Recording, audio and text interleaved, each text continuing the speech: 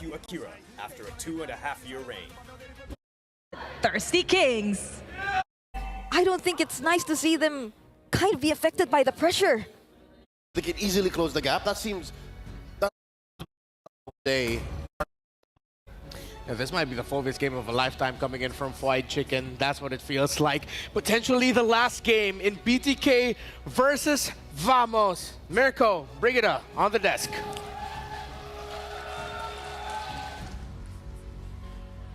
I think we're all waiting for the possibility of a maxed out 3-series game, but I'm not so sure if Vamos will let that happen, since it seems like they're pretty confident with their game 1 lineup and they're showing a very similar pattern heading into game number 2. Hey man, the viewers back at home might want a full best of 3, but the people here in the arena, they want a clean sweep.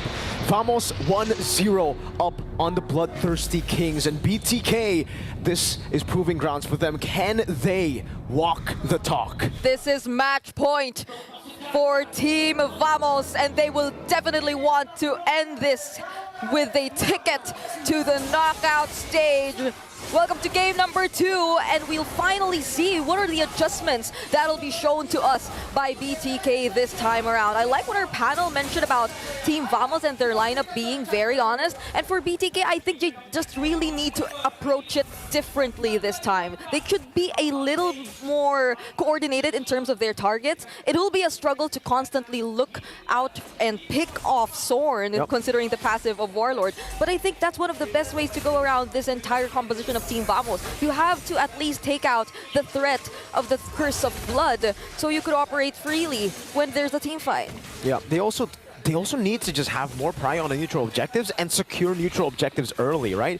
The biggest problem for BTK in game number 1 was the fact that they weren't able to get a gold lead at the start of the game. That's a Master Assassin, by the way, for the Irithel. Great call from Renmar earlier. And yes, this Irithel is actually a pretty good way to match up against the Granger in lane. You can see Shark walking up. Nets will purify out. But man, that's a lot of damage. Concussive Blast from Shark. Doing a lot. Nets has regen though, should still be safe. Could we say right now that BTK have realized now we don't want to really fight the mid duos as much anymore. We want to rotate a little bit more towards the side lanes so we can split up or spread out the attention, because it seemed like it worked well for Team Vamos when they were able to like just tell the members of BTK to, now let's just fight constantly here in the mid lane and let our side lanes do their own thing, because it didn't work well earlier for Team Vamos. So now it seems like BTK, they're clearly showing us some adjustments here in the early game. Okay, Shark will be clearing out the mid lane. Warlord level 4 on a signature pick, at least back when he was an MDL RQ Senna. Shark trying to deal with Warlord here. Baits out Bat Feast. It will be a stun over to Mobazane. Chibi looking for a Spear of Alpha defensively. They've conceded it over. Chibi wins it out. Eternal Guard not connecting. Fried Chicken goes for the procs. And again, it's Vamos who secure the first turtle of the game. BTK pushed back to their own jungle. And Sorn was the only one who zoned out Mobazane. Like, he was enough just so Mobazane couldn't actually penetrate that turtle pit.